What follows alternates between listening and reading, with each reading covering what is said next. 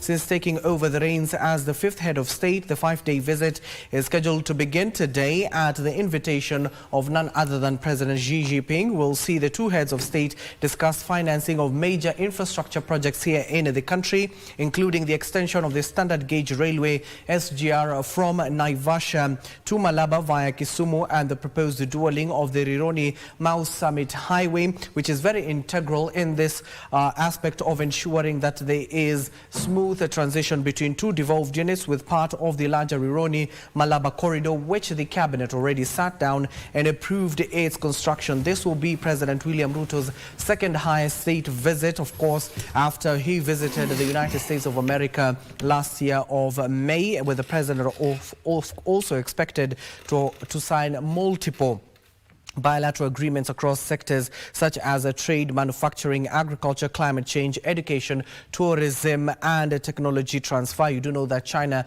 with its technological advancement, this is where the president is seeking to, of course, to ensure that the country is benefiting from. Now, this morning, the Principal Secretary for Foreign Affairs, that is Korir Sing'oei, has also affirmed that Kenya plans to construct a modern Ministry of Foreign Affairs in the country. This follows an agreement that was signed between China and Kenya, where China will at least partly finance that new headquarters that will be the Foreign Affairs Ministry. It will also be a technological advanced Foreign Affairs headquarters here in the capital, a partnership between Kenya and China. At a moment, the president will be receiving his live feeds from Beijing as and when he arrives. Also, where meetings he will be conducting with not just leaders in that particular country or even parastatal heads, but even meeting Kenyans in the diaspora, Kenyans who are living in Beijing, working there, studying there. We will also be giving you those live images. Also in studio, we'll be joined in a few with my guest. We're also keeping tabs on other stories that are currently making headlines at this hour.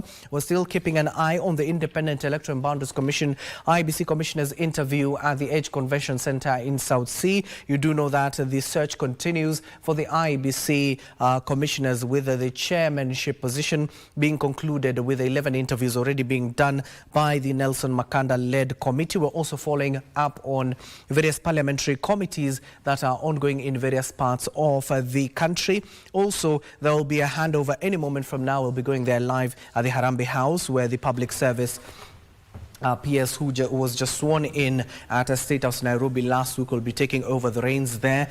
You do know even the Cabinet Secretary, that is Geoffrey Roku, was sworn in last week, and he has already hit the ground running, visiting various parts of the country, assuring that public service is assured in the country. Now, joining me for this particular first discussion on President William Ruto's 5-day state visit to China is none other than Mr. Li Peichuan. He is the Deputy Bureau Chief, China Media Group of Africa. Welcome, sir. Thank you. And of course, a familiar face here with us in studio, Daktari Isaka San, a governance expert. Daktari, karibu sana. Asante sana. But let me start with Mr. Li. Mr. Li, thank you for joining us and making time for us this morning. Maybe the first question will be, how significant is this trip for both China and Kenya? It's very significant, and I would say first and foremost, I would like to use the word finally. Finally, the president is making the trip to Beijing. You can see the Chinese community here in Nairobi, in Kenya, have been looking forward to such a visit, and this is going to be the first visit by an African leader to be in Beijing after last September, when the FOCAC summit meeting took place in Beijing. FOCAC, that's the Forum on China-Africa Cooperation. And it will be, even though the President Ruto has been to China a couple of times before, but those two visits were part of the multilateral occasions. I mean, the FOCAC summit, as well as the celebration of the 10-year anniversary of the Belt and Road Initiative. but this is the first one. This is the first time for the president to be there on a state visit. This is a bilateral program or project, and I think it takes special importance against the backdrop of the tariff tension. Yes, we'll be getting there. Yeah, imposed. I mean, the tariffs imposed by the Trump administration on many countries, including Kenya and China. Kenya, yes. It takes special importance. Kenya is also faced or threatened with a 10% tariff increase. Yes. And China up to 245%. So this has affected the export-oriented economy of Kenya and China as well. China has taken a firm stance by taking countermeasures. Yes. And it does need the support of other countries, including Kenya. So it makes this a visit of special importance. But of course, the visit had been arranged or planned before the trade tensions got stirred up. So the two countries had already decided to strengthen their ties by having this meeting in Beijing. And I understand that the President Ruto is going to have discussions with his Chinese counterpart, yes, President Xi Jinping, as well as to meet the Chinese Premier and the leader of the National People's Congress, which is the Bunge la Kitaifa. Yes, now you're National Parliament. Daktari, let me come now to you. The significance of this, because you see, this will be the second highest state visit the president has made. You do know he went to the United States of America just last year in May, met with the former president, that is Joe Biden, and now he's going to meet again President Xi Jinping, this time under the auspice of being a state visit. So how significant is that? Thank you very much. First and foremost, I think it has been a while we have had a conversation with you. Yes. First, I think we need to understand where we are as Kenyans with Chinese. And if you look at Nairobi, I mean, Nairobi is a suburb of Beijing. That is obviously known because most of the things that are on our tables are Chinese made. And the products we use every day, including foodstuffs of late, are from Chinese. And therefore, we have not been very far from Chinese in terms of trade relationship, in terms of engagement with their business strategic developers, and in terms of building infrastructure and any other developmental issues within the country. But what significance does the president's visit has? His father is strengthening the relationship. We know there are a lot of infrastructure development that the government is proposing or promising every other time. And that means then funding must be secured in order for those promises to be realized. And part of the things that we foresee is that the government is likely to get loans for these massive infrastructures that we want to be developed. Secondly, the business corporations. You see there's a lot of Chinese who are operating in Kenya, doing business with Kenyans. There are a lot of products that are imported from Chinese into Kenya.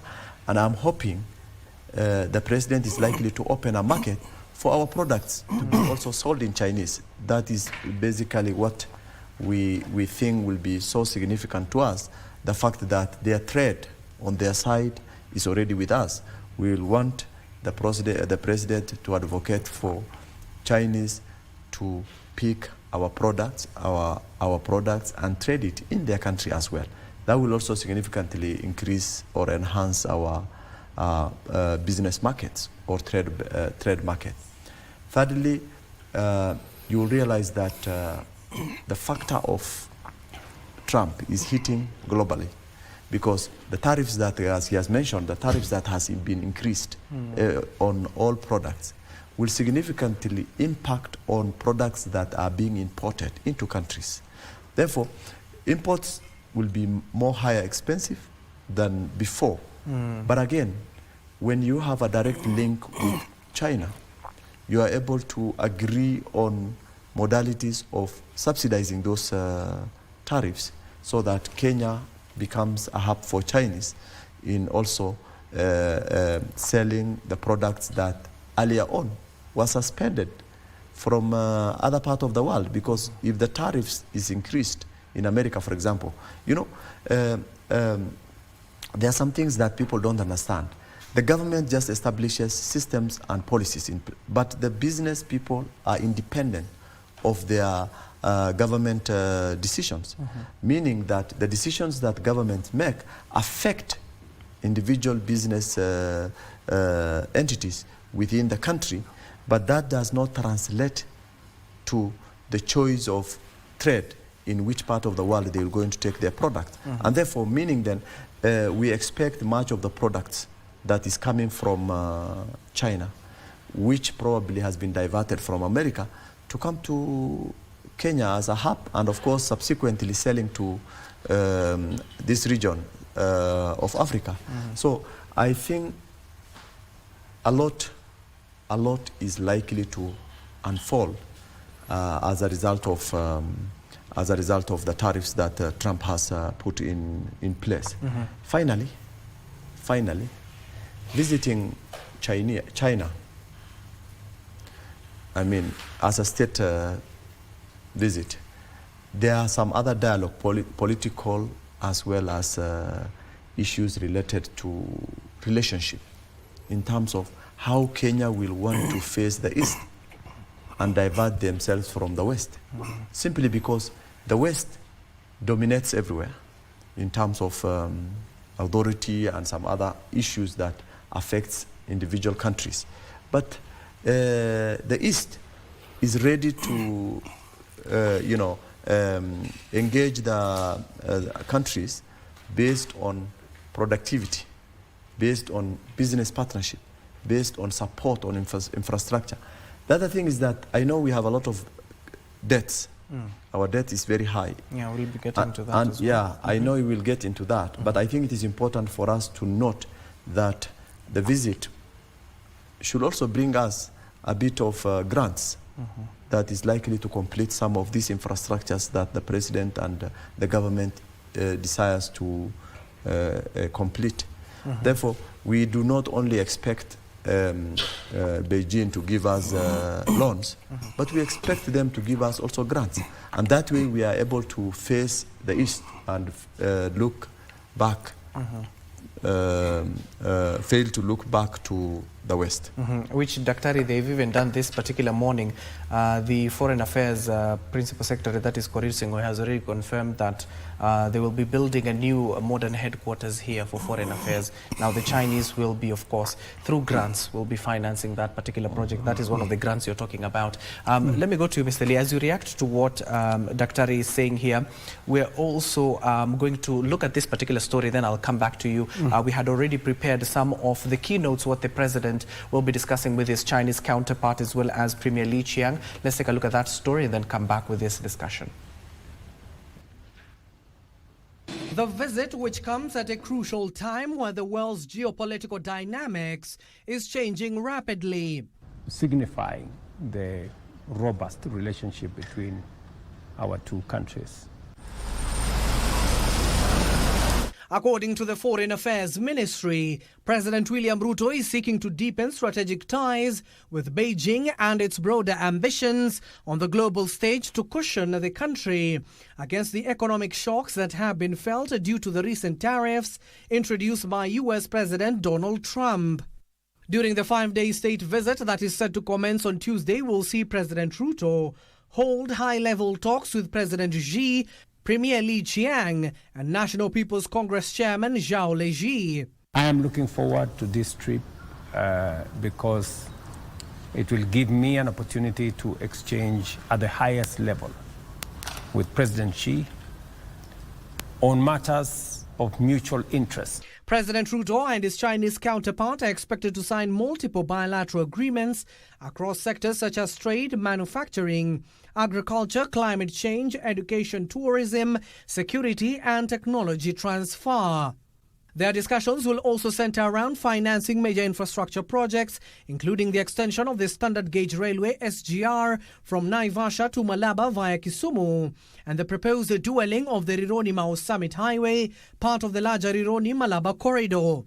The cabinet has already approved the dualling of the 170-kilometer Rironi-Malaba highway, with the construction set to begin in June 2025. So these are very important projects, and we're looking forward to concluding those which are not concluded, and having a conversation on how to bring the others into being so that we can enhance commerce, we can enhance trade within our region, and also between Kenya and the rest of the world. The visit will also cement cooperation under the Belt and Road Initiative, which China launched in 2013 to strengthen global infrastructure and trade connectivity. Well, the president is already in China, as in when we get that particular image of how he had arrived there, as well as some of the meetings that we'll be conducting today as the state visit commences today until the end of the week for the next 5 days or so. We'll be sharing those details with you. Also, our reporters are following on that particular bit, as and when we get those particular links or stories related to the same, we'll be sharing them with you. Mr. Lee, let me come back to you. You've just heard some of the key areas that the two heads of state will be focusing on. As you react to what Daktari was saying earlier on, let's go back now to the tariffs issue. We have seen China taking a strong position. As and when we witnessed Donald Trump issuing those tariffs, China retaliated. So there is this saying in Kiswahili, especially given that you have been here and you know it, fahari wawili wakipigana nyasi ndio umia. When two big world economies such as China and US are fighting on the global stage, it is us, the third world countries, are said to suffer. So what measures, given that you, even from the back of the Chinese two sessions that concluded just a month ago, so what measures have China put in place to ensure that you put a buffer for countries such as ours, allies to China? Well, first, if I can, let me explain a bit why China doesn't believe the kuweka ushuru, sio haki.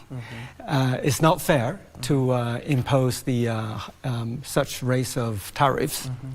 And I think the Trump administration has done it based on the assumptions or beliefs, among others. China has had a huge trade surplus in its bilateral trade, and when it comes to commodity trade, that's true. But I think the U.S. hasn't taken a full picture of bilateral trade, in that it has failed to include the service trade between the two countries, and where the U.S. has, over the years, enjoyed a huge surplus. For example, 2 years ago in 2023, the surplus was up to $40 billion US.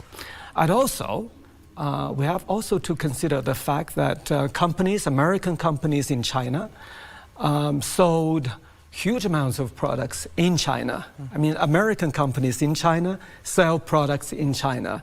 That's about $490 billion US in 2023, as opposed to about 70 or 80 billion US worth of products sold by Chinese companies in America. So we believe, if you calculate, if you include the both figures, the bilateral trade on the whole is balanced.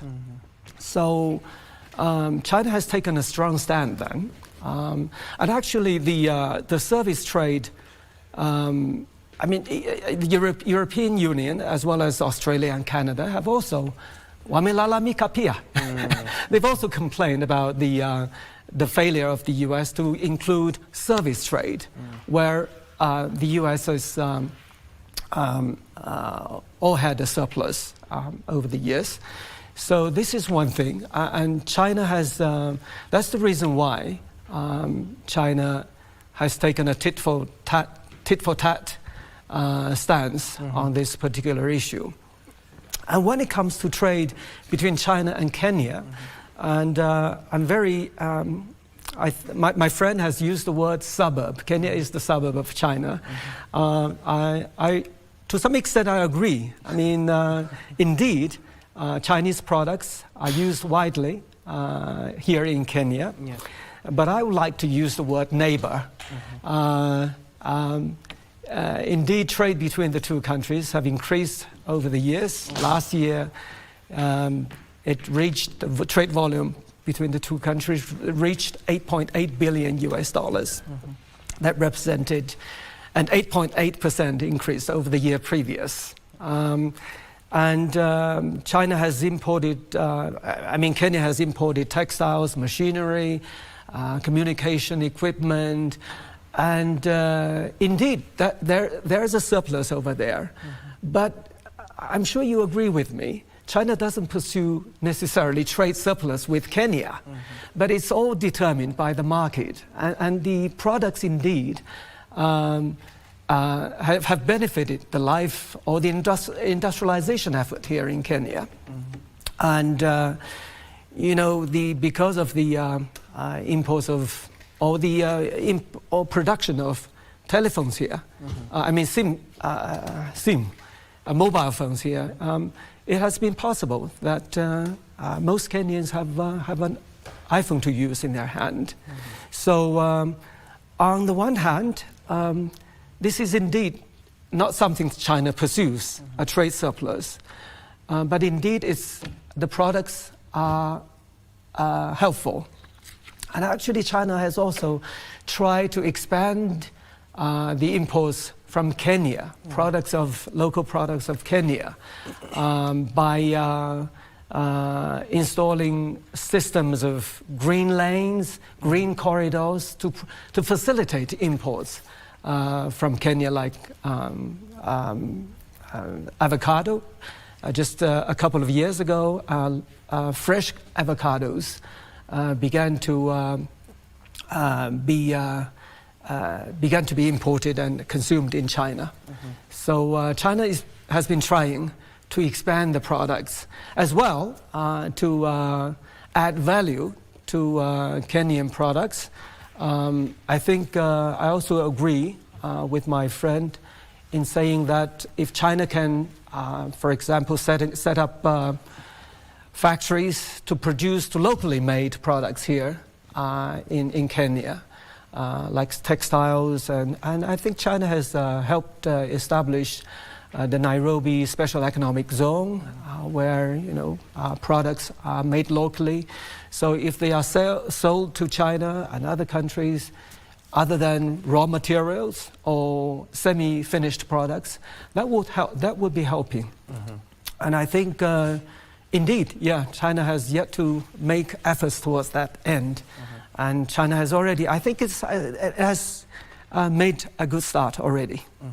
And Dr. with that in mind, how can we use or leverage this particular opportunity? Aside from the president, we do know that various cabinet secretaries from trade, agriculture, and other critical sectors will be flocking as well to Beijing. So what should we be taking advantage of from this trip?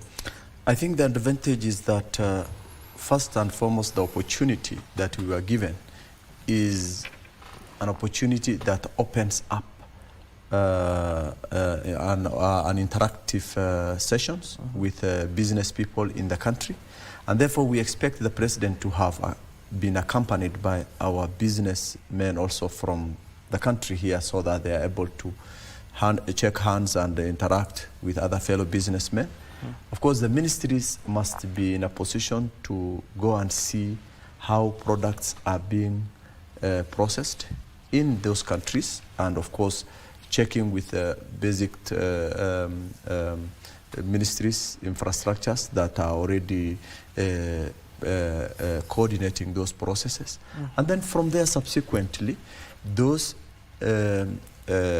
exposure that they will going to come up with, and then also identifying business opportunities in those localities, are likely to be brought back home, and then our traders are likely to also now do those businesses. But I think the other thing that is very important that should be understood is that when government officials visit another state, there are specific things that the state visits are usually focused on. They don't usually focus on everything, but the presidents usually make in a manner that when he's going with his delegates, he mixes them based on the interests of the country and the people that he has accompanied, that has accompanied him into that country. Therefore, we expect, one, that the relationship of Kenya and China is likely to be enhanced. I have mentioned earlier on that the issue of infrastructure is the key thing that is dominating in that visit, simply because you remember quite a number of things that has been told the president about his promises on infrastructure development, including during his tour. I mean, when a president stands up and say, we will go into build or construct a road between here and there, and yet he knows that he do not have that financial strength at that particular time, he means then he's trying to negotiate with other partners who are likely either to give them loans or, as we earlier mentioned, grants. You mentioned a very good opportunity in regards to the grants that already has been highlighted by the PS for Foreign Affairs. But I think in terms of the needs and priority of the country, I think we have a very well established foreign office in Nairobi, at the heart of the city, with a modern structure, or rather with even high quality materials, not of the modern in nature. But I know why probably the government has decided to take that forward and to be supported on. But the important thing is that we have more pressing priorities. You remember in northern Kenya, during the drought season, we were fetching waters, and people have no even basic needs, and the basic needs are basically one, water, food, and shelter. And if we do not have these three basic things in place, then all other things that usually comes before that becomes a show-off. It's not something that will be of significance to the common mwananchi. So we are thinking the president probably to look for a grant that will establish at least a 1 or 2 mega dams in northern Kenya, so that we are able to harvest the water that is coming from Ethiopia every time rain falls. And then those water are always dumped to Indian Ocean. If we harvest those water, we will improve livelihood of many Kenyans. We will enhance productivity of those communities in terms of agriculture, irrigation, and other things. We will also provide, that will be in a position to provide also fodder as well as water for their animals. So there are quite a number of priorities that we want the president to go and negotiate and come with it from that particular aspect. Of course, we do not want also things that are already in advanced stages to be also not considered. So there are a number of things that we hope will going to help us on that. And of course, the financial cooperation, the trade, investment, culture and educational exchange, these are areas that we think should be an opportunity for us to benefit from the visit that the president is making in Beijing. And let me go back to Mr. Lee. Mr. Lee, you've just heard what Dr. is talking about. Also, there are many people who are arguing, especially not just here in our country, but the African continent at large, that these foreign aids that we also not just receive from China, but other parts of the world as well, is a trap. What is your view on that? debt trap. It has been all too common over the years when it comes to Chinese funding and loans in Africa. It's labeled as debt trap. I totally disagree with it. And let me say, I think probably people are not aware. Actually, Kenya owes loans. China accounts for only 10% of the public loans or public debt of Kenya, and 20% of the foreign debt. So China is not the biggest debtor. It's not a creditor, I mean. And my understanding is Western investors, they offer loans in the form of multilateral packages. And but the thing is, this is what frustrates Chinese people here in Africa as well in China. You know, this narrative is created by someone who doesn't want to see, who only wants the African countries to fall into the trap of, a poverty trap, to plunge them into poverty trap. I mean, the loans here, Chinese loans, they pay off. You can see they are reached. First, they are reached on a mutually beneficial basis. They are agreed upon by the two countries. It's not something that is imposed by China. So, and also the tangible results that you have seen. I mean, whether it is the SGR, Standard Gauge Railway, or the Airport Expressway, they are over there. They are beneficial, or have the beneficial to have the potential to benefit the people here. So and as well, so far no country has been suffered from a debt trap over the years. So I think the so-called debt trap is a narrative created by some people who don't want to see the close ties between China and Kenya and other African countries. And when it comes to the loans, I've noticed that reports here in Kenya have focused on the infrastructural projects.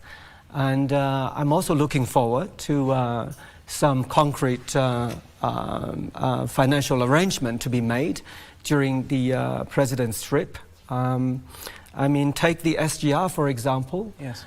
It's high time that the Mombasa-Nairobi or Mombasa-Naivasha road be extended to Malaba.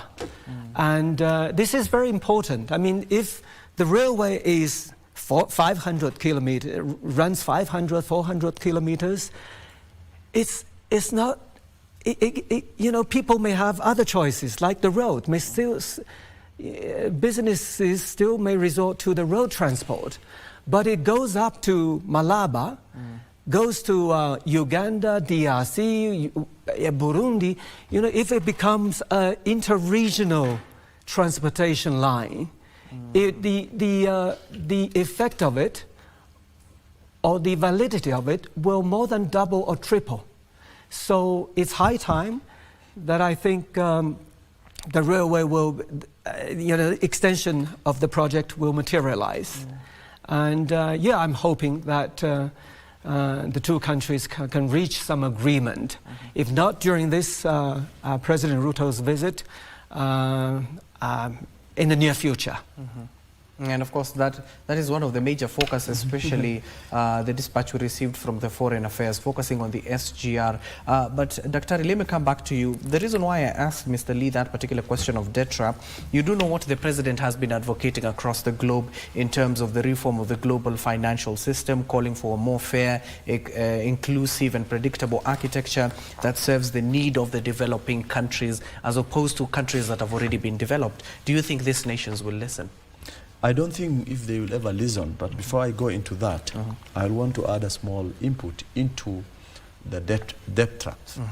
And my brother decided to argue from the perspective of the China side.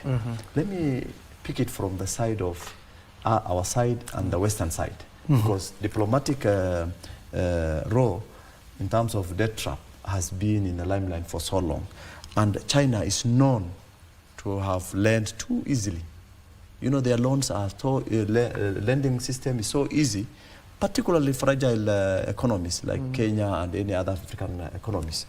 Of course, their loans lack transparency. It has been proved from different countries where China giving out loans and you don't find clearly how that loan has been serviced. And of course, when certain countries default paying the loan, we know very well they have demanded for cessation of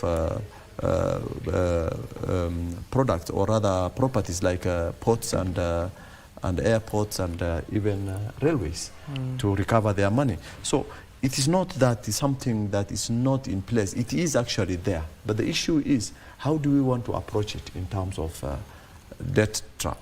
I think China, they should be more specific with their loans that they give it to the loose economies.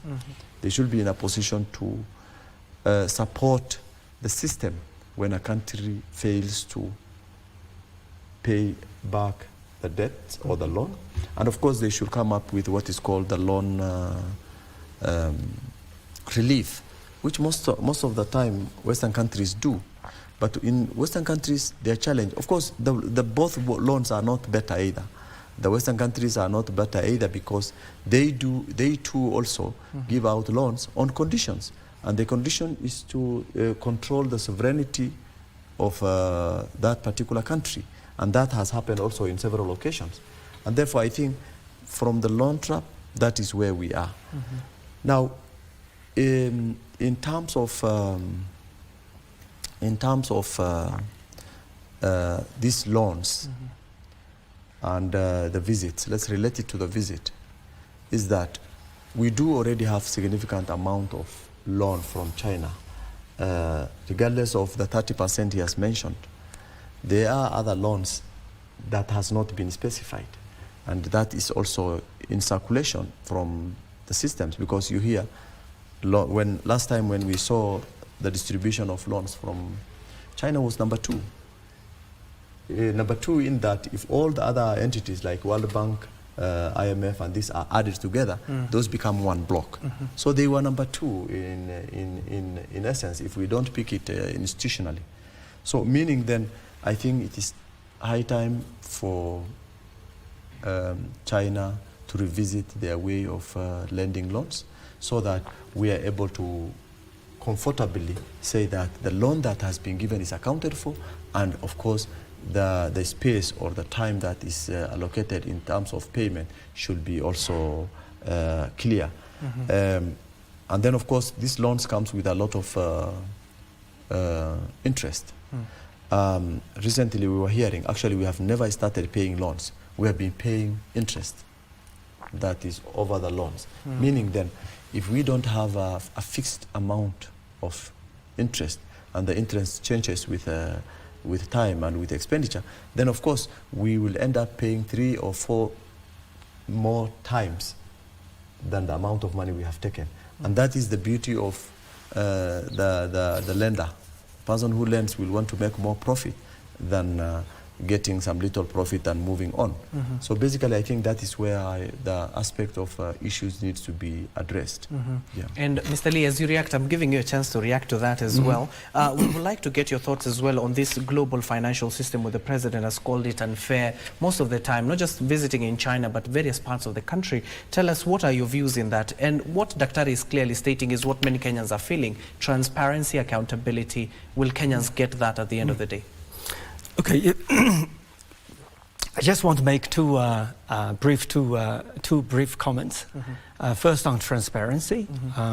As I said earlier, the agreement signed between the two countries, or between China and other countries as well, were, you know, they came out of consultations, and there was no secrecy in discussing the pros and cons of the financing arrangement. So there's no secrecy over there on our end, but whether the African governments, excuse me, or the Kenyan government, well, if it has to improve its internal auditing or checking system, that's the internal affair of Kenya. So, but the loan systems or mechanism or agreements have been signed after consultations, and we have to trust the wisdom or the foresight of our partner governments. And number two, when it comes to loan relief, and China has done make efforts to cut debt or reduce debt of African countries who suffer from who are in the position, you know, least developed countries. China has done rounds of relief, loan cutting over the years. So I think China has done the similar things as other governments who offer loans to Kenya, to African countries. But Mr. Lee, we have seen the ramification of not paying a debt, especially there are various African countries, I don't want to mention those African countries, who have seen them defaulting in some of their loans. So maybe tell us the structure. If Kenya at the end of the day fails, let's say hypothetically, fails to pay that debt, what happens?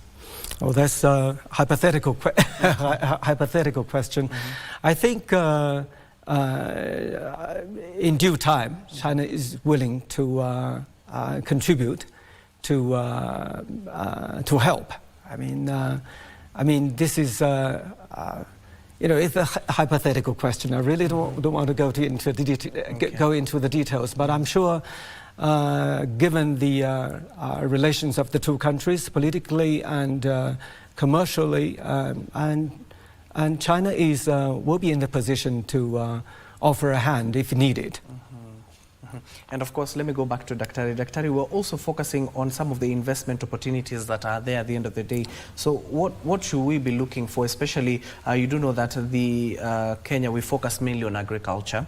And at the end of the day, China is one of the major producers of many things across the globe, especially when it comes to technological advancement. So what do you think we can borrow from them, especially from that aspect, to incorporate in our agricultural system?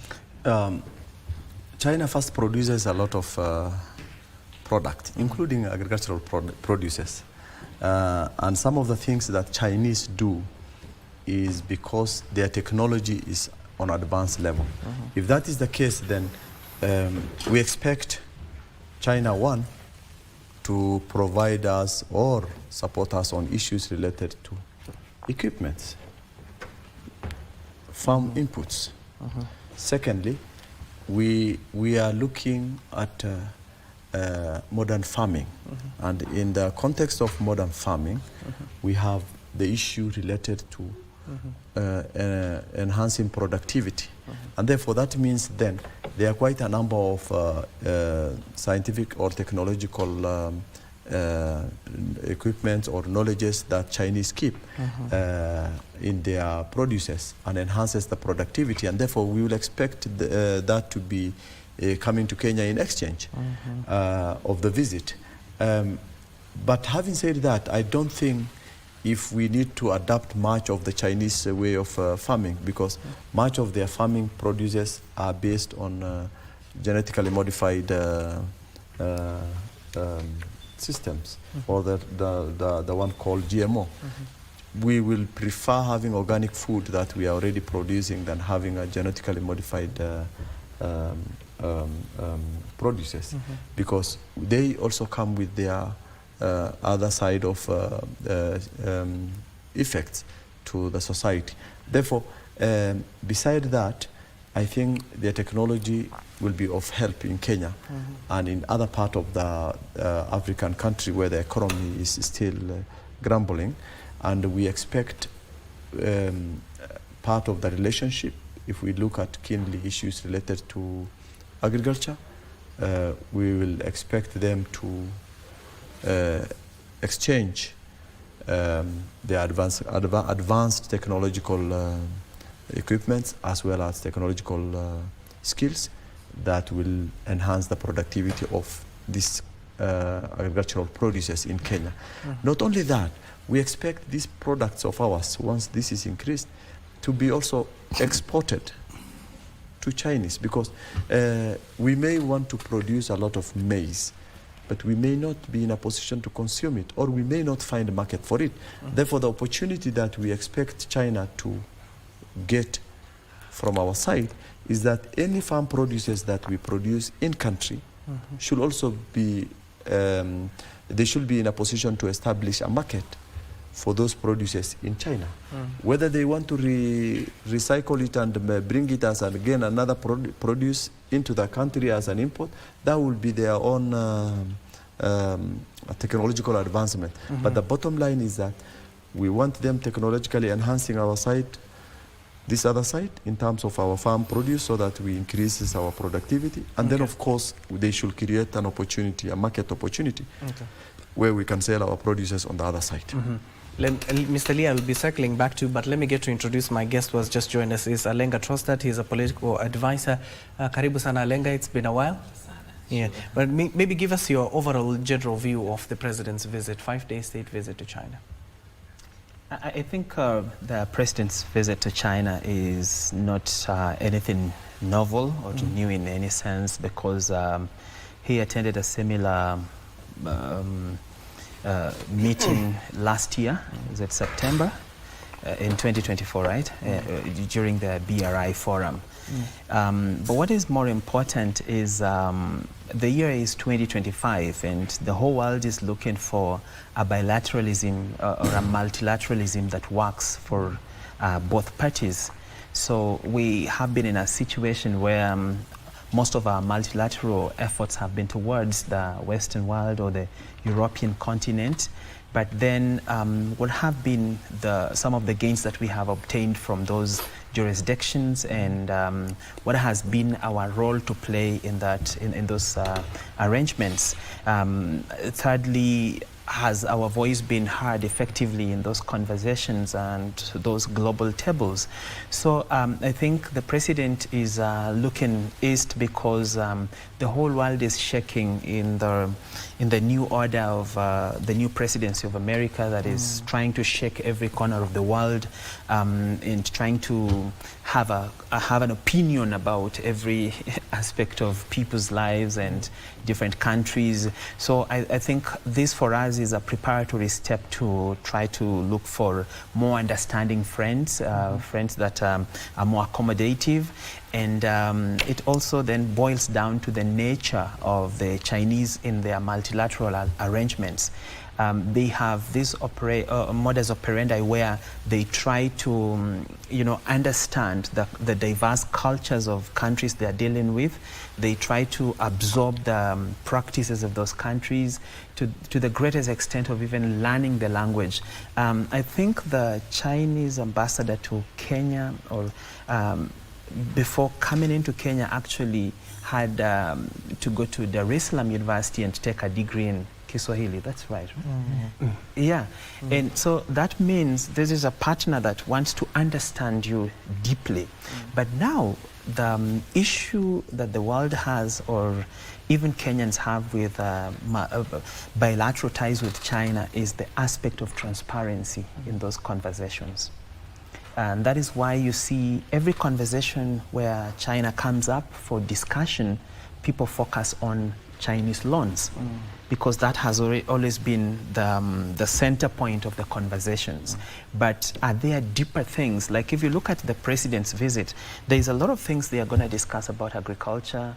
There's a lot of support that they're going to discuss about, you know, developing and supporting technical vocational training institutes in Kenya.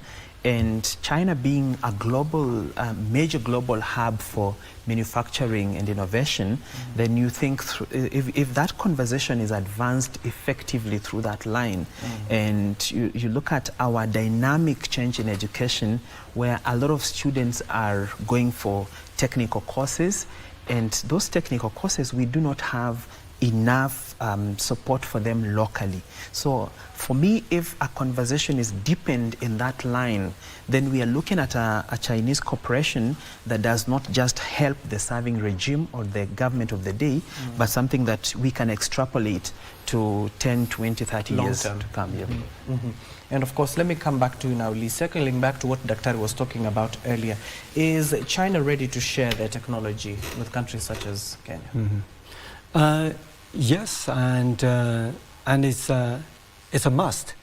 And I think to help to align the BRI, the Belt and Road Initiative, with Vision 2030, China has is expected to make a technological transfer. My friend has just mentioned the agricultural technology, and I agree with you. GMO products have not. I mean, there have been there have been debates about whether GMO are good for the health or not, but organic products or organic way of agriculture is guarantees, you know, the safety of products. And if they are exported to China, Chinese people are very health sensitive now, and they would be welcomed by Chinese consumers. And talking about technology, you know, technology in different spheres, different fields. I've noticed that recently during Badi's visit to Beijing, the two countries have signed nuclear energy cooperation, where a nuclear power plant is expected to be built in the near future with the technology from Chinese companies. And as well, robotics. That's AI robotics. That's a hot topic now.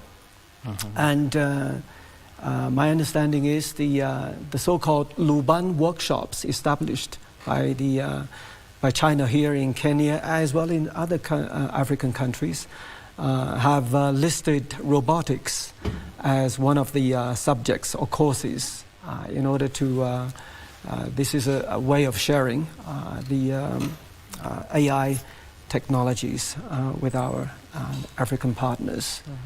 And in Abidi, technology, AI. Yeah. Okay, let me go. Before I come to Dr. let me go back to Alenga. Alenga, you see, these are two different governments, two different countries. One is a capitalist, the other is a communist. So how politically, ideologically, will they meet? Ideologically, how will they meet at the center point to ensure, aside from their political beliefs, that they can salvage from this coming together? I think that's a very important question, because one of the places that the president is going to have one of the caucuses that the president is going to have a meeting with is the Chinese ruling party. And questions then may abound home. What are they going to discuss? Because their ideologies are far apart, and their leanings are very, very significantly different. So what are they going to discuss? And looking at the orientation of the governance system in China and that of Kenya, we are more of a liberal democracy where issues of, the rights to, expression, rights to picketing, all those rights are really the cornerstone of our governance. Be that as it may, the Chinese model is a little bit different, where there's really not much space for public speech and the exercise of those particular rights that advance a democratic thought. So we could be worried: is it going to be influenced in that particular direction? Because obviously he cannot go and teach them democracy. So you wonder who is going to influence the other. And looking at the period we have before the next election, then that kind of conversation then doesn't really dwell well with the local population. And so that's why I was saying there are many issues that China can cooperate on with Kenya. And if those issues were given the forefront, and that now boils down to how best our government, which is visiting, communicates those issues that they have discussed effectively, so that you and I know, in these discussions, this is what was discussed. Remember the meeting that the president had with the president of the US, Joe Biden, before he left office. And there was actually a website where the US published everything they discussed and what they agreed on, the areas of cooperation. We'd expect the same to come from maybe the Chinese government, so that Kenyans are able to go through these things and audit them and know, oh, this is what the government is agreeing with China. This is what the government has decided to work together with China. Because as I said earlier, when the issue of China, Kenya, or China, any other African country comes to the table, the first focus is usually loans. And then we have seen how these loans have been managed locally, because we find a lot of laxity from the Chinese partners. When they advance loans, they do not have maybe some conditionalities that will ensure prudent use of those monies. And in the past, we have had bad experiences, especially with the SGR, where a lot of Kenyans feel we got a raw deal and a lot of money was disbursed, and what we got is not value for money. So I think it's also a challenge to the Chinese government to be able to have to develop a system of accountability as partners, so that even as we are talking about the cooperation areas, we also understand these are the values of China when it comes to this, and this is what they expect from partners, so that those partners advance, so that it happens in Kenya as though it would have, like the Chinese government would have expected to happen at home. Because I believe the president of China, Xi Jinping, might not expect, if money was brought into China from somewhere, that money just disappears and China cannot account for it. He would want that value to be identified. So the same way to the partners, we are cooperating in these areas, but we want accountability, so that Kenyans or your people can see this is what we reaped in education through our partnership with China, so that back home China can also reflect and say, wow, I think what we did for Kenya in agriculture was impactful because this is what they were able to achieve. So overall, the underpinning idea is that responsibility and accountability in these bilateral ties. Okay, gentlemen, we're entering the final leg of our conversation. Let me start with you, Daktari. Given that you're a senior, we start off with your final remarks, a minute each at least. I think one important thing that we must understand is that when you look at issues related to political engagement, we are far from each other, China. We must understand that China and Kenya has different political platform and landscape. That will not come into perspective in any conversation of theirs. And that was a very great question, and he has definitely put it very well. But what brings together Kenya and China is based on only two things. That is mutual respect that they keep among themselves, as well as strategic cooperation. These two has shown significant interaction, and it has already been observed that indeed this appears often here now and then. And of course, an example is when Kenya was trying to look for the UN membership, that is international endeavors. Yes. That is the time when China became handy and they were supporting Kenya to be part of a member of the UN security member. Yes. And you know, those are the relationships. Beside that, the rest is trade. Cooperations, including loans, you know, infrastructure, development, education, as he has put it, technical education is the thing that we talk about of late, and these are the things that Kenya and China can always cooperate on. Mm-hmm. But beside that, Kenya is playing plays its political game strategically, both with China and with the West, and in that, both of them will have interest in the country, and that gives us an opportunity to trade, gives us an opportunity to expose our young people to employments, be it in country or outside, expose our young people to go for educations outside or inside, depending on the relationship, or even having a scholarship from those institutions. So there are quite a number of things. So I totally say that what we expect the president to come back with from China is the fact that we need more grants than loans, because we have enough loans. So let our president negotiate on grants so that these grants can repay back in a very, you know, strategic way than having loans that will burden us for many years and for generations to come, and eventually loans cannot be paid. And of course, the people who have lent you something, if you don't pay them, then we'll go under receivership. Greece has been an example of a country that has been dismantled because of loans and under receivership, even up to today. Their debts cannot be paid.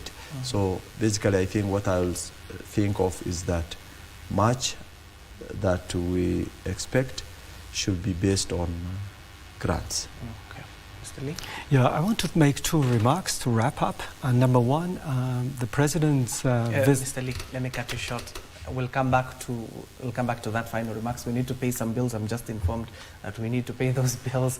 Let's take a short commercial break. When we come back, we'll be winding up on this particular topic. Also, in the second hour, we'll be focusing on disaster management. My guests are already here in studio, so don't go far.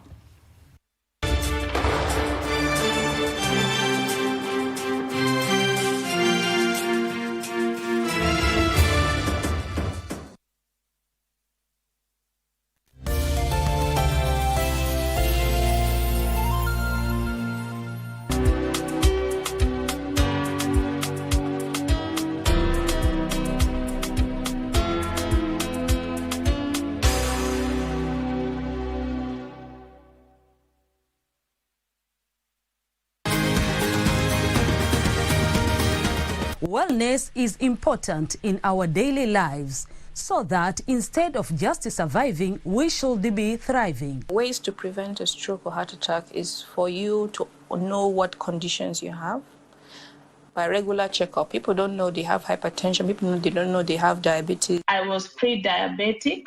I was afraid of getting lifestyle diseases because I come from a family that has lifestyle diseases. How do you know if your cough is due to a serious condition? We'll have some answers. Stay well and strive to make every day a healthy day.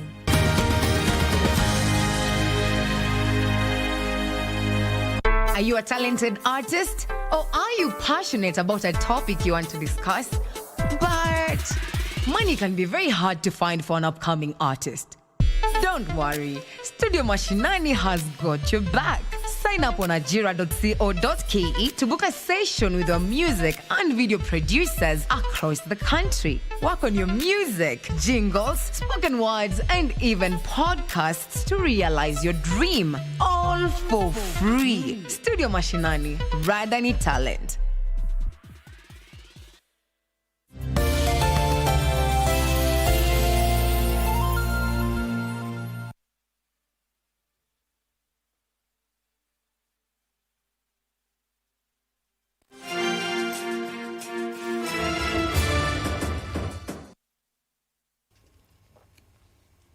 Welcome back and thank you for staying with us. Continue with the conversation both on and offline. Our focus is on Kenya-China ties. As I told you, President William Ruto has already arrived in Beijing. As and when we get those live images, we'll be sharing them with you in the due course of our bulletin, even in our latter bulletins, focusing on the relationship, the key relationship that has lasted since we got independence here in Kenya with Beijing. Of course, the head of state with his counterpart, that is President Xi Jinping, are expected to sign multiple multilateral agreements on various fronts, from trade, tourism, agriculture. We'll be informing you on that. We're winding up with this particular topic. Let me go back to Mr. Lee.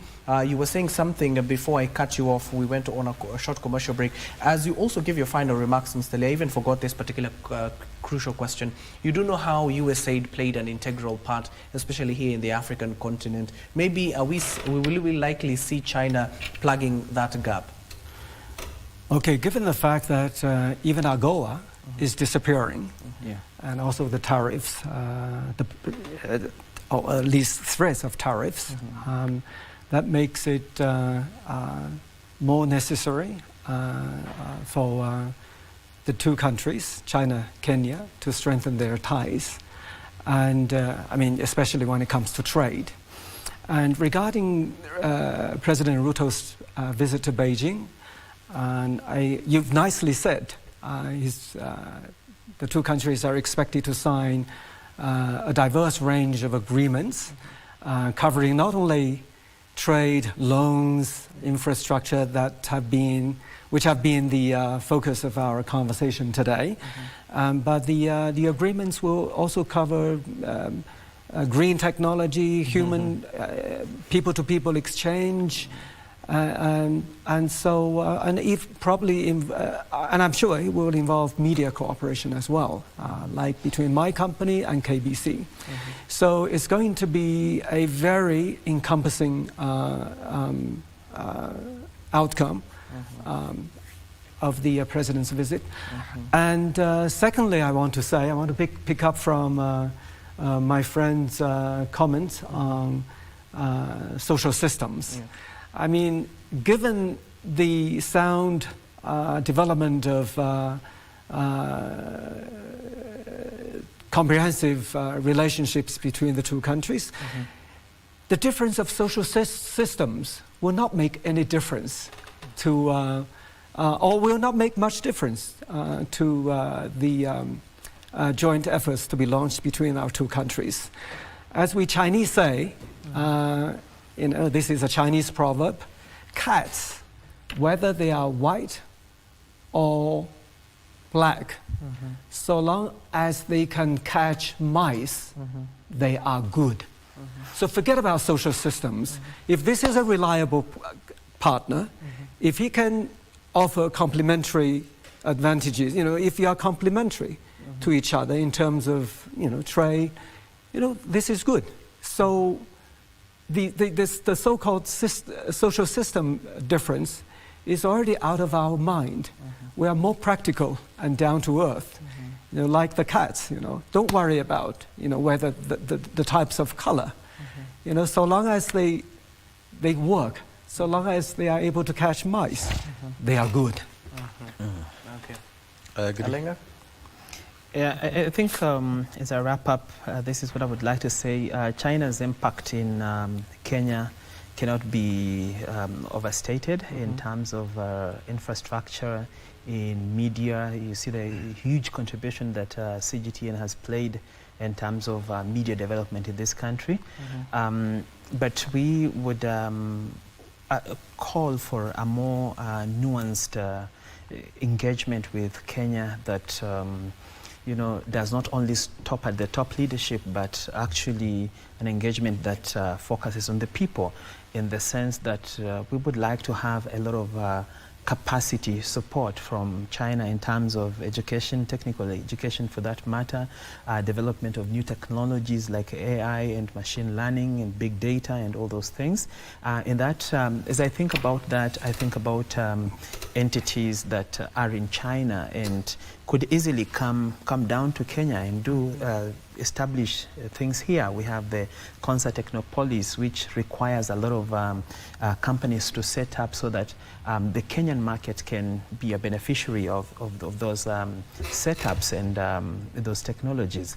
So I think a cooperation that exceeds beyond government to government and now focuses on the people of China and the people of Kenya will be a more placed arrangement that even the people can easily plug in, because when we discuss bilateralism and multilateralism, two things cannot go away. One is the realities, and two is the perceptions. So even as we address the realities, we also cater on the perceptions that people have when they hear of such Thank you so much. That is Alega Trossard, a political and policy advisor, Li Pengchuen, the Deputy Bureau Chief, China Media Group Africa, and finally Dr. Isaac Hassan, a governance expert. Gentlemen, thank you for making time for us. Also, we'll be keeping an eye on Beijing, given that that is where the epicenter of the events are. We'll be seeing what the presidents will be talking about, what they will be signing, and how at the end of the day it will be beneficial for us as Kenyans. That concludes our first topic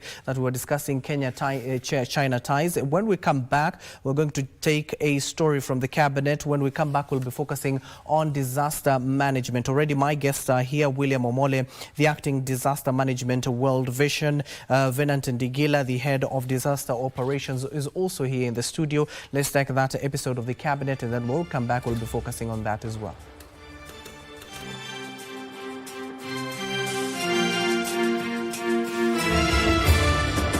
Mugo was born at Ishaweri Village, Gatundu, Kiambu County. She lived with her parents and siblings in an extended family that included the founding father of Kenya, Mzee Jomo Kenyatta. Mugo pursued her elementary education at Kahugoine and Ngenda primary schools in the present-day Gatundu South constituency before proceeding to Mambere in Kikuyu, Kiambu County. She joined Kambui Teachers College in 1956, where she acquired a National Teacher's Certificate in 1957.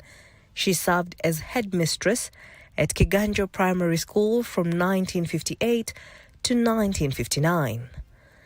In 1959, following her getting married, Mugo left for the USA to pursue further studies. She was a beneficiary of the Airlift Africa project, pioneered by Tom Mboya and Julius Gikonyo in collaboration with the former president of the US, J.F. Kennedy. While in the US, Mugo studied for a diploma in business management from Goldie Beacom College in Delaware. She joined Voice of Kenya, now the Kenya Broadcasting Corporation, where she held various top positions between 1964 and 1970. Her first attempt to join Parliament was in 1992 under the umbrella of Kibaki's party, the Democratic Party, of which she was one of the founder members and the only woman in the interim National Executive Committee when DP was founded. However, in 1992 elections, there was strong support for the Forum for the Restoration of Democracy Asili for the Asili Party in Nairobi and central Kenya. She did not make it to Parliament that year.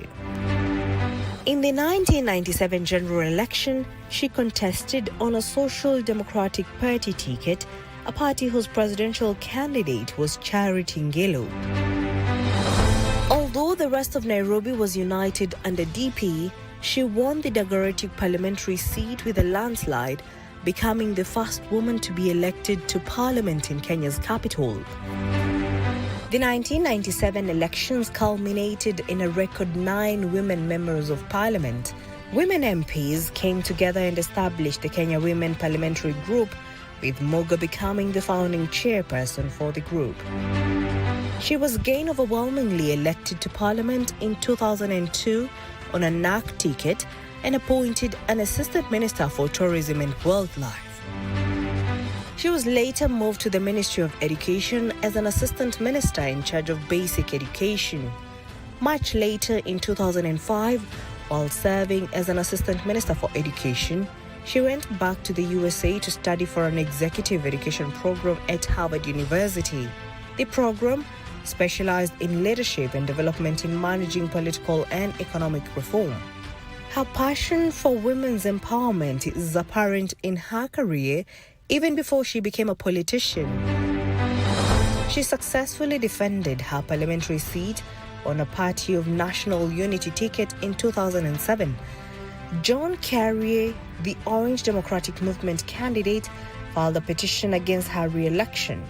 The petition was later dismissed with a court ruling that voting and counting of votes was free and fair. After elections, Kibaki named Mogo Cabinet Minister for Health and Sanitation in the Government of National Unity. Her last position in PNU was the national chairperson of the PNU Women Committee and the patron of the PNU Alliance that brought together PNU, Kalonzo Musyoka's ODM Kenya, and other PNU affiliate parties in the coalition government. As Minister for Public Health and Sanitation, Mogo steered initiatives aimed at disease prevention and control, reduction of maternal and child mortality, and taking healthcare services closer to the population. In 2007 to 2013, she served as Member of Parliament for Dagoretti South constituency. She was nominated as Senator in 2017. Mogo, a breast cancer survivor, embodies stoicism, resilience, and unyielding pursuit for women's empowerment. Jackie Wambiru.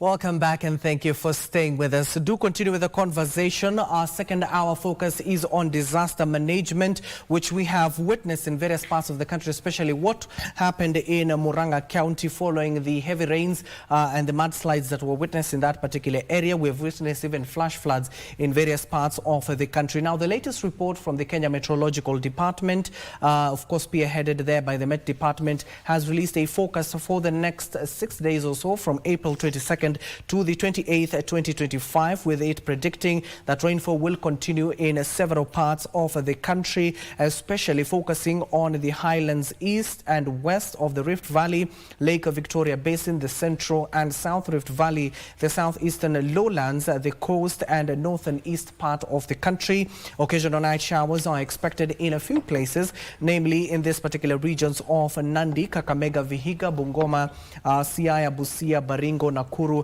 Trans Nzoia, Uasin Gishu, Elgeyo Marakwet, West Pokot, Kisii, Nyamira, Kericho, Bomet, Kisumu, Homa Bay, Migori, and Narok counties. Those are some of the devolved units that will experience occasional night showers.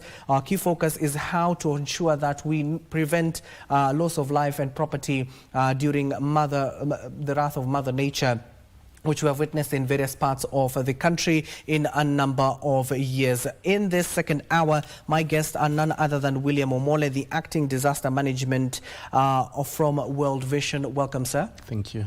And of course, we do have a Major retired here with us, Venant Digila. He is the Head of Disaster Operations and Emergency Response. Welcome, Major. Thank you, sir. And let me start with you, Mr. William. We're talking about these rainfalls that we've witnessed for the better part of the last 14 days here in the country, so that we do not get to a point that we declare it even a disaster, a national disaster, which has happened for a number of years in the past. What needs to be done now? Okay, thank you. Thank you so much for the opportunity to be part of this. Yeah, of course, it's very timely conversation, I would say. And excuse me, the rainfall, basically looking at the disaster issues in Kenya. Kenya happens to be oscillating in between disasters. Reflecting back a couple of years, we had the long standing drought after 5 subsequent failed rain seasons that resulted in over 4.1 million Kenyans who were affected by that. Then we slid into the rainfall that took place in the last quarter of the year 2023, running into the year 2024. Actually, I would say it's one of the biggest that we have witnessed as a country. and we had people losing lives, close to 315 people lost lives. And right now, again, with the predictions that the Kenya Meteorological Department have given on the same.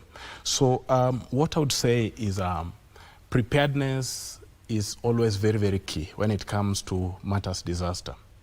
And one of the ways that we need to enhance the issues of preparedness is the information that is being shared. It has to be timely and accurate, and not just the information being shared. The issue is, what do people use that information for? Because it needs to inform a decision for people to take action. So I would say the media focusing or bringing out the impact already being felt in the limelight is one of the positive steps in the right direction. The Kenya Meteorological Department giving both short-term, like even a daily weather forecast, 5 days weather forecast, monthly weather forecast, and even the seasonal weather forecast is very, very critical. We are coming from the history where there was some bit of contention whether the prediction was accurate, whether it was really functional. But right now, I would say with lots of confidence that the weather forecast as given by the Meteorological Department has, to a great extent, the accuracy that it's supposed to be. So the question is, what are people doing with this information? So what we need to do, because that's the question, is we need to continue sensitizing the Kenyan community, starting at individual level, community level, also using the different structures that are already laid within the local community to keep sensitizing people. Because you see, when the flooding hits, we have the impact that comes with it. Right now, we've had the cases of the outbreak of cholera, for instance. Yeah. You realize that it's as a result of contamination of water, which probably results from the bursting of the sewage systems and such like stuff, people not using the clean water, for instance. So continued sensitization is very, very critical. The other thing is now the collaboration and coordination among different agencies. It's not just the government role to do the coordination and maybe sensitizing, but everyone else should take this as a responsibility. People tend to believe in different structures. For instance, at the community level, we have the local administration, the chief, the assistant chiefs, the village leaders, for instance. Some people believe in the religious leaders, for instance. What information out there that is being shared that would trigger action for people to take action that would limit or would kind of reduce the impact should it come, so that we don't have witness what we witnessed in the last year when we had the flooding. So sensitization is very key. Collaboration among partners very key. We have some of the hard to reach areas, for instance. So we need to use the available structures to ensure the same information that reaches the constituents of Nairobi, Nakuru, Baringo, would also reach the people in as far as Marsabit County, North, or for instance, Kargi, Kalapata in Turkana. These hard to reach areas, we need to ensure that they are able to also get this information on time and make good use of it. Thank you. Major, in your view, are we prepared in the likelihood a disaster happens where you sit now? Yeah, thank you. And we are prepared to a certain level. This country, we are lucky enough, most of the disasters which hit us as fairly cyclic in nature. That is the first point of preparedness, because in most cases, we are almost to 100% sure that this is going to happen, and it's going to happen this time of the year, because our seasons are very fairly predictable, and we know the areas which the disasters are going to hit. This country, we have 4 key disasters which are very climate-based. One is floods, as explained by Mr. Omole. We also have drought. We also have epidemics, and we have resource-based conflict, which are normally exacerbated by drought conditions. And as I said, The mapping of the high-risk areas is already done. We know the places, and we know which population are likely to be affected. So that is the first point. The second one is the level of know-how, the level of awareness is very much now enhanced because of the experience which we have had. The other one is about the coordination and especially the leadership. We really like to appreciate the national government and the respective county governments for coming up and trying to provide leadership in terms of coordination. So there is a lot of coordination now. What is still missing is about resources. We still need to align more resources to some of these. And we have an approach now which we are calling early warning, early action. This is linking the early warning information to appropriate decisions and actions which are meant to reduce the risks or the impacts of these disasters. This includes, for example, the way you're saying prepositioning of materials which may be required, putting in place the necessary plans, and also preparing the communities which are at risk. You find that the bigger effort here is about resources, because some of the early actions, for example, we may want to recognize that some people get cut off from essential services like health facilities. So we'd like to preposition and prepare to give them these health services either at displacement or when they are cut off at these places where they find themselves. Now, this involves resources. Yeah, putting in resources, allocating resources. We have seen some good efforts by some line ministries now to try and prepare towards this. But I guess due to climate change and other effects, we are seeing the disasters increasing both in intensity and in magnitude. So every time we find ourselves a step behind around resources. So we want to say, yes, we are prepared to a certain level, but we still need to align resources or put adequate contingencies within budgets, within national budgets, within ministerial budgets, within individual agency budgets, so that when now we think that the needs are beyond what we had put in place, we can be able to scale up accordingly. But by and large, our communities now are more aware, thanks to technology. The messages are reaching them, the early warnings are reaching them.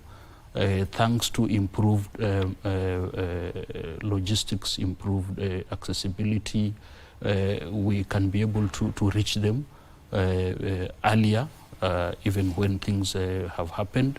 If roads are cut, we are able to maybe do some airlifts, but yes, we need to allocate more resources to this.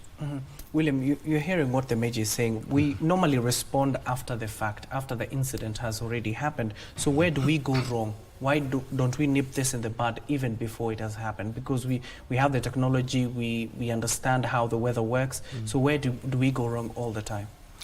Yeah, thank you. Yeah, yeah, I agree with you, as you rightly put it, that many times we are more reactive. We want to invest more in terms of responding.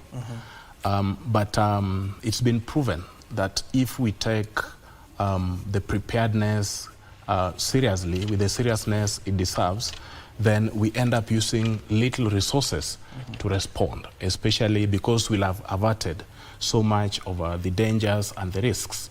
So what normally happens is one of the gaps that he's just mentioned, just adding my voice, is the bit of coordination to ensure that resources are pulled together. The approach all along has been each agency probably would want to go it alone. And you see, the magnitude is never predictable. In as much as we could plan, prepare, but it's always very, very difficult to ascertain the magnitude of a disaster. So we normally kind of draw scenarios, I would say. So the scenarios at times we hit under, or we hit above. Most times we've always gone beyond in terms of resource requirements. So if we have good coordination mechanism, and I really want to appreciate what the government is currently doing through the Office of the National Disaster Operations Center. Quite good work happening there, and even for the humanitarian agencies where we belong, you realize that the office, the UN OCHA office coordinates the humanitarian actors, but still more needs to be done. To the extent that if you are able to map resources available early enough, and also with the clear information, the hotspot areas being identified early enough, which, as he rightly puts it, we already know the hotspot areas. And even in your submission, the introductory statement, it's already clear. If we have increased rainfall in the Lake region, Lake Victoria Basin, then it goes without saying, the areas like Nyando, Budalangi, the normal areas, we are likely to see people being displaced, and of course, coupled with the surging lake waters in that area. So if we pay keen attention on resource mobilization with lots of open conversation, like when we do now the resource mapping and partners mapping, we do a lot of that, and actually that's the current direction as we speak. We are able to come to the table and say, okay, Kenya Red Cross, what do you have, where? World Vision, what do you have, prepositioned where? How much can that go? If the gap is already established, then resource mobilization begins early enough through the appeal that is normally given. The other thing that also may need to be factored in is the budgetary allocation. Remember, when we talk about disaster management, we have the first and the frontline people, the community themselves. How much of the resources is available for them, and for them, I mean, it's at their disposal. Resource could be information. You know, people, I mean, we should veer off the fact of imagining that resources are just finances.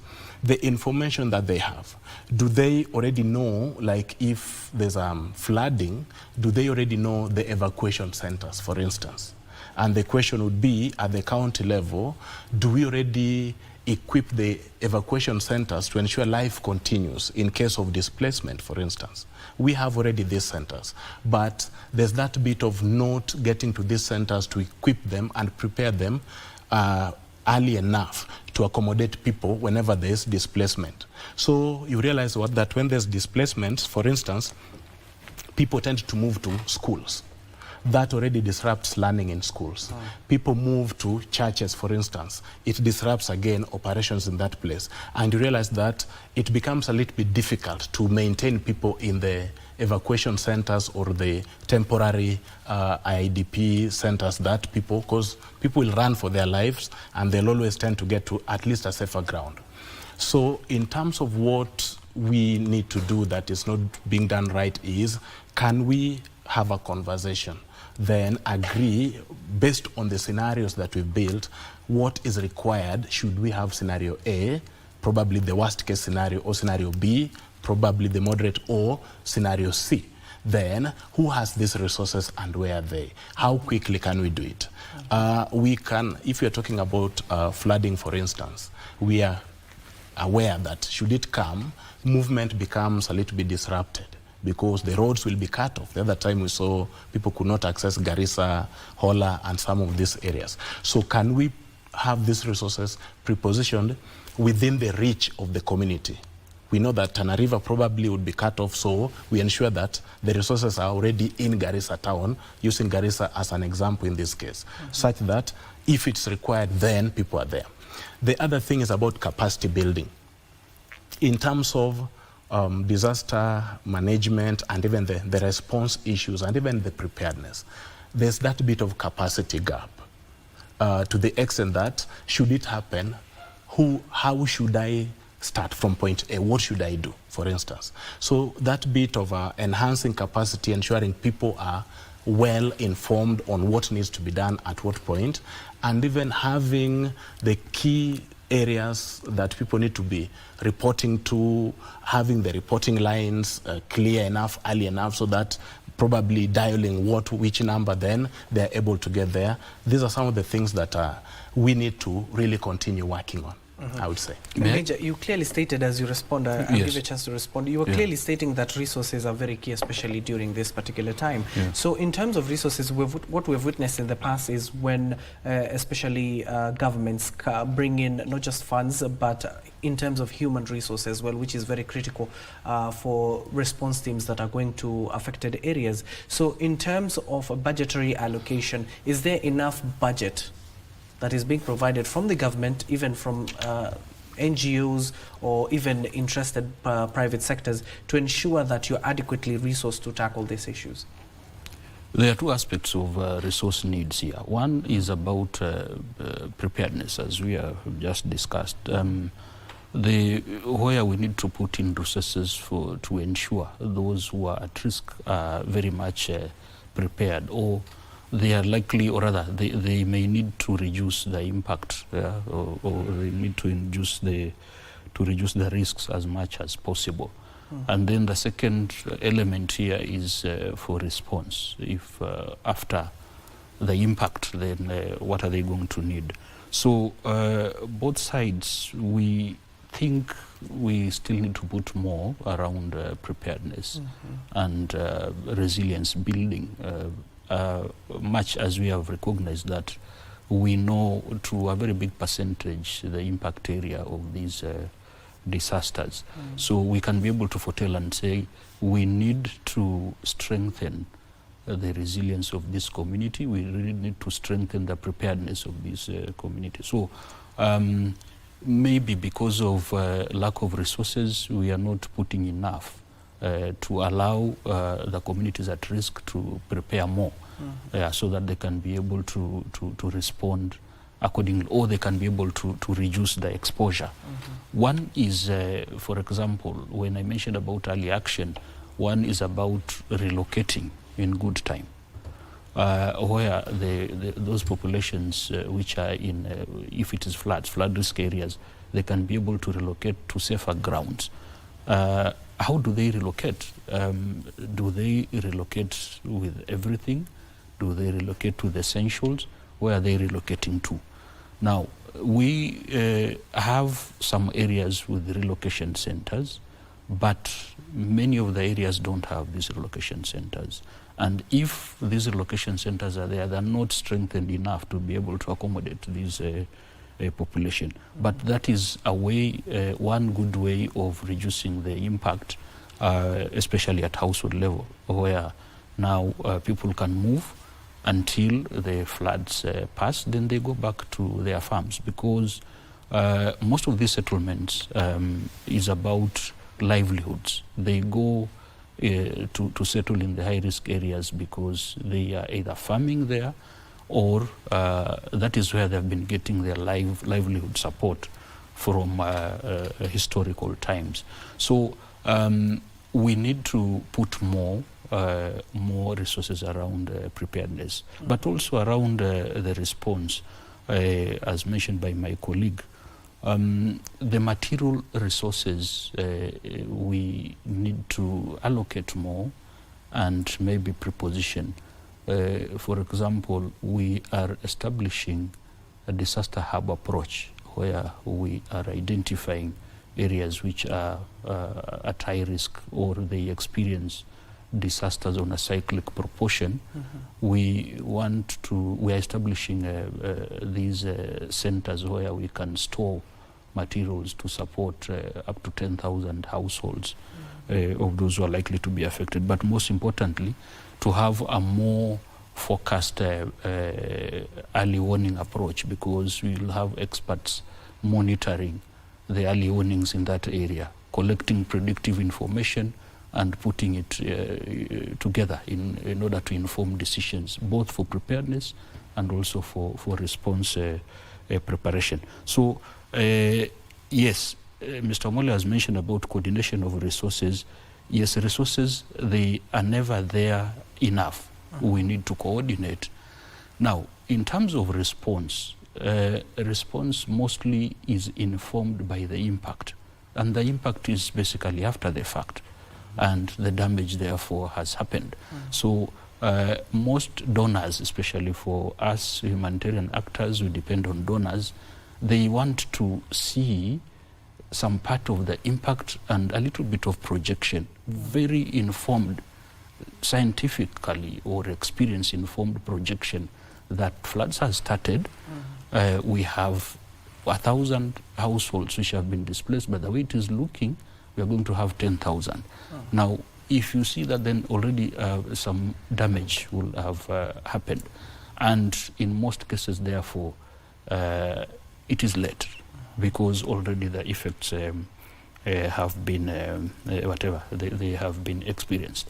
But I want to add something in the whole picture, especially for this country of ours, is it's about sitting down and looking at the experience of each episode.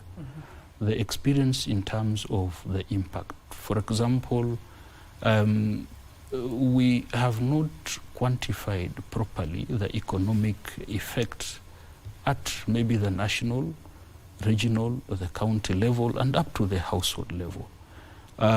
With this, therefore, is an element of which we need to add into the conversation each time and say, our season is this period in the year, these are the impacts, these are the related effects. By the end of the day, these are the economic impacts. How, therefore, can we be able to reduce? By the fact that we are bringing it on the table, that we have this economic impact, it is a wake-up call, because you can imagine how much retarded development has happened, or rather, retarding of development gains which have been done, and then they get eroded by one single impact of flooding. So we are looking at trying to work with the relevant ministries to be able to come up with this picture, especially at those specific locations. So then it can inform us now, what do we need to put in order to reduce this? To some extent, as time goes, maybe we'll reach the same level, the impact versus the preparedness input, but with the time we reduce, then we have more preparedness, and then we can reduce the effect of these disasters to almost zero.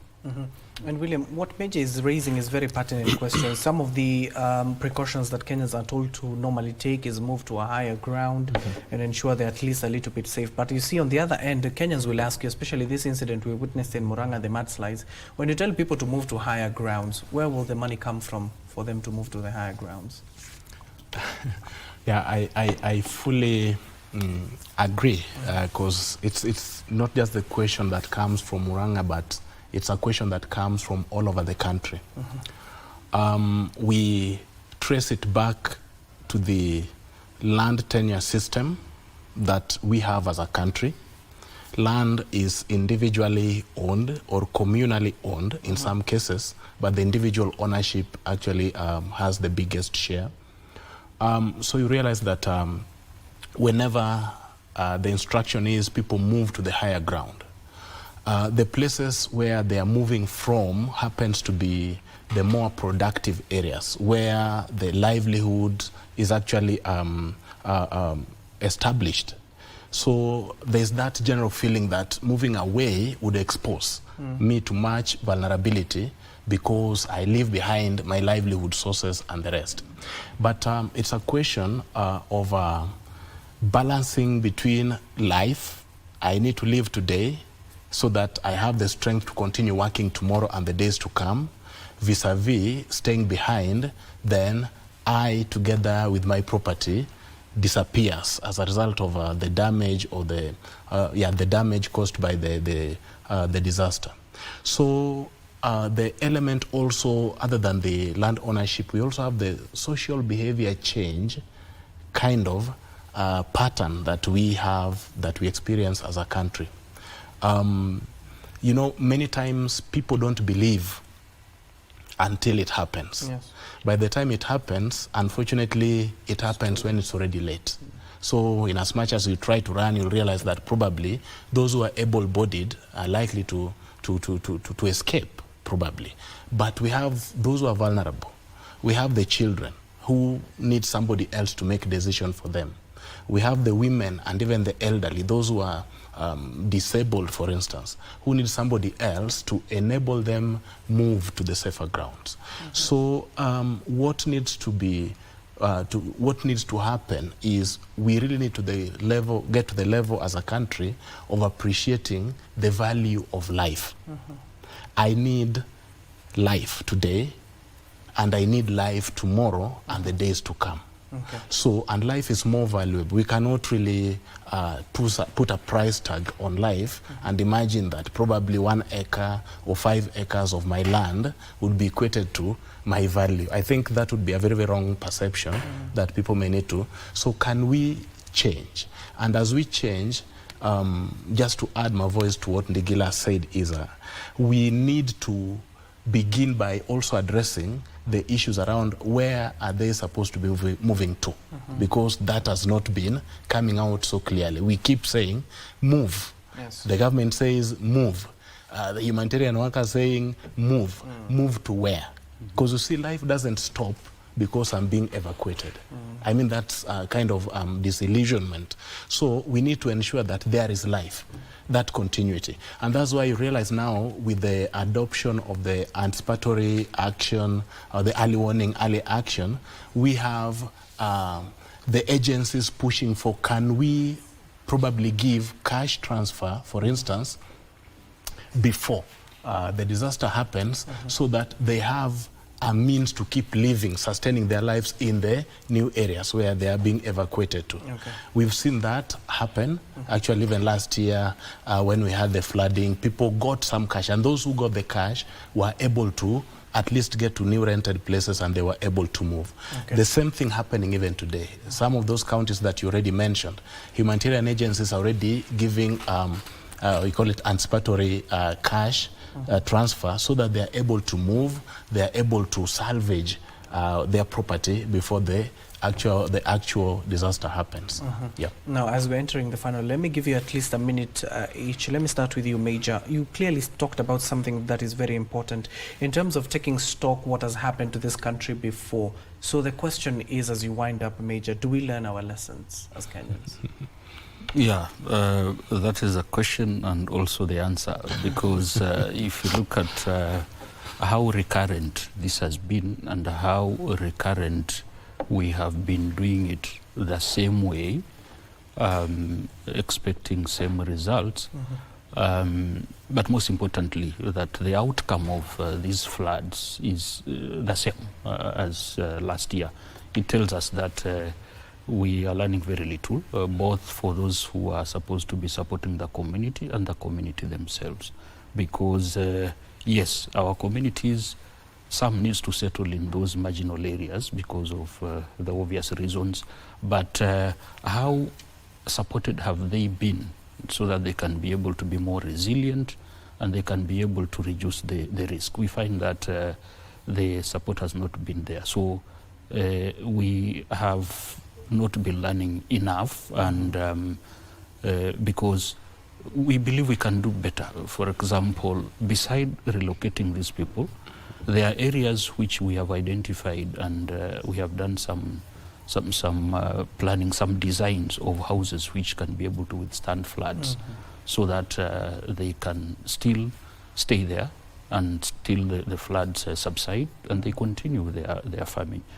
Such kind of learning, and then adapting new ways of doing things and technology, trying to get more informed and allocating, or rather aligning the appropriate interventions and in good time. We are hoping, because the conversation is very much on the table, especially with the line ministries, we are hoping that we'll come up now with better ways of doing things going forward, especially around reducing the exposure to the communities at risk, but also increasing their resilience. Okay. Mr. William, a minute, please. Yeah, thank you. Of course, we are learning, I would say, but the pace is the issue. Yeah, because every time after the disaster, we normally have that bit of just trying to check what did we learn and what areas do we need to improve on moving forward. Apparently, some of the issues we are mentioning today, they keep recurring, meaning probably they are too hard to learn on, or probably people are just not willing to learn. But of course, there's room for improvement because of the dynamic nature of disaster. Yeah. When you hear that bumper, it means we need to leave the Yeah, studio to be away for another show. But gentlemen, thank you for coming in. That is William Omole, the acting disaster management at World Vision. Also, Major Retired Venant Ndigila, head of disaster operations and emergency response. Thank you, gentlemen, for making time for us. There is, you have it. Precaution is better than a cure. So stay safe out there as we do experience this short rains. Coming up is Kurunzi Mashinani with Sheila, the sign language interpreter. At the bottom end of the screen is Susan Thuku. My name is Abdiaziz Hashim, so don't go too far. Kurunzi Mashinani is up next.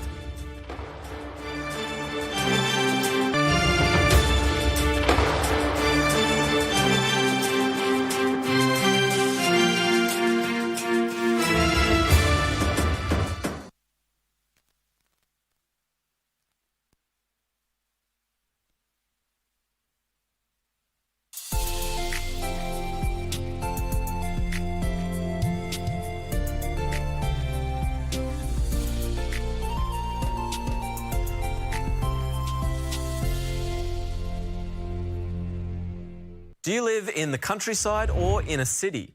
More than half the world's population now lives in cities, and that number is only growing. City life often means crowded spaces, endless traffic jams, and bad infrastructure.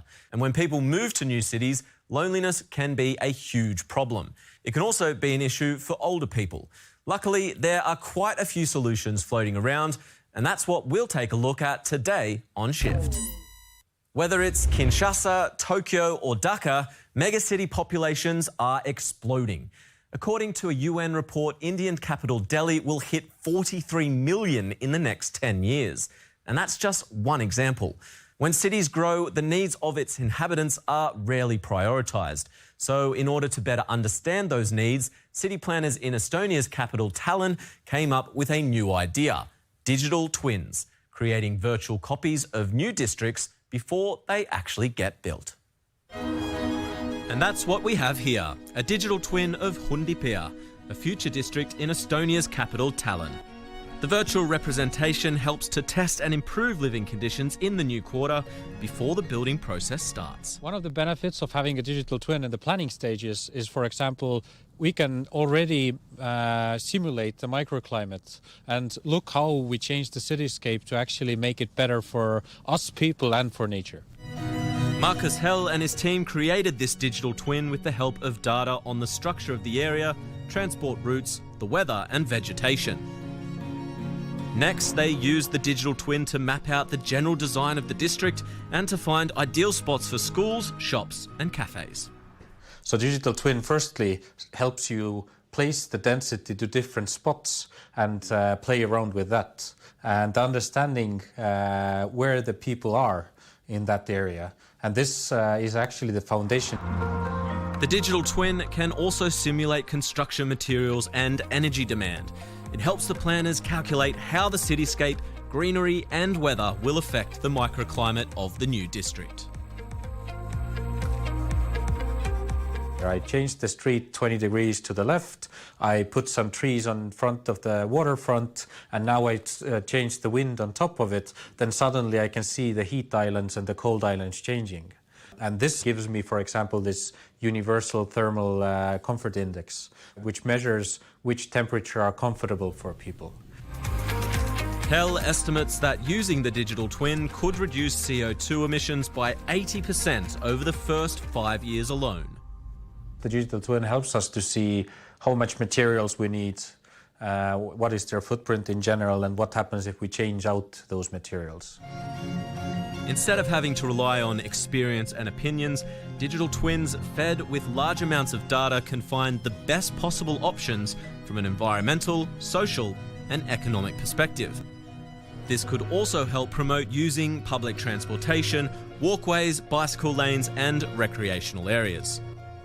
HEL hopes that more digital twins will be developed using this software in accordance with each city's unique requirements.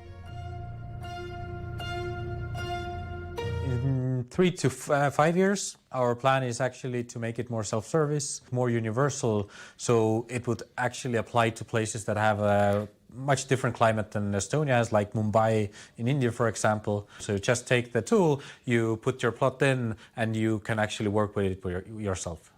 Mumbai and Tallinn are clearly very different cities, but they do have one thing in common. Many people living there can often feel lonely. In India, there's an app for older people to combat this problem. It's supposed to help those who feel alone online and offline. Chandrakanta and Ramesh Sani live alone in a flat in Gurugram, a satellite city of Delhi. Both their sons live abroad with their families. We do feel lonely. Our children want us to move abroad, but it's difficult getting visas. And honestly, we belong to a generation that loves our own Indian culture. No matter how many facilities are available in other countries, it cannot replace the comfort we feel here. Their children recommended the app-based service Amoa. The app helps the elderly access medical services, home healthcare, home maintenance services, and even a community to engage with over entertainment sessions. A caregiver called Amoa Daughter looks after the couple's needs and gives them company. For the Sanis, their caregiver is 25-year-old Mahima Sharma. The Amoa Daughter spends time with her assigned senior citizens and helps them sort out their medical documents by using the app. It lets you add a person's medical history, their doctors and insurance details.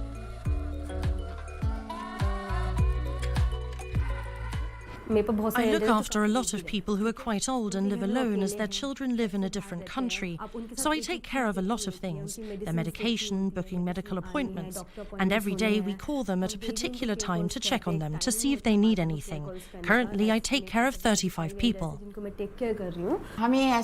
Mahima treats us like a family member. She asks about our daily routine too, and immediately notices if I am sounding low, and asks if everything is okay. But services like Amoa come at a cost. The membership plans range from 50 cents to 170 euros per month. Amoa states that medical records and other information are safe from misuse. However, great care should be executed when handing over information to a company. They're a good option for those people who can afford it.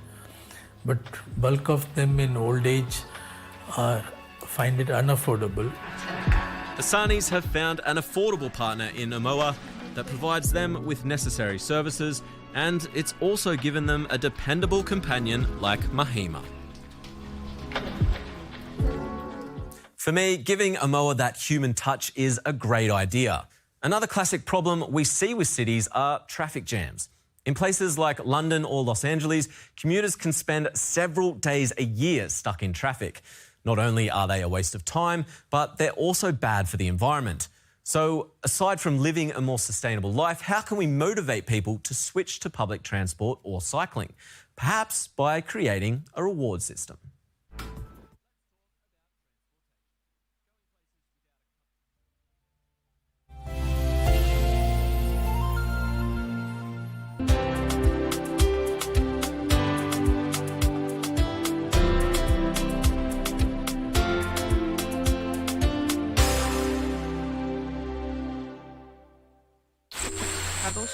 Ima na wendo mwingi tukikuthokia Embu County, the land of opportunities.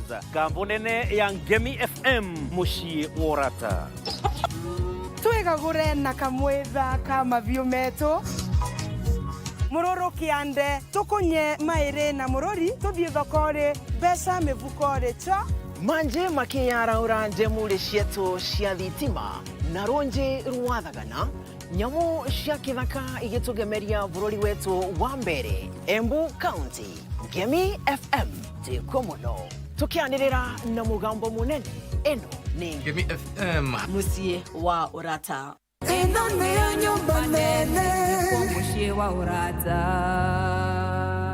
Ngemi FM 103.5.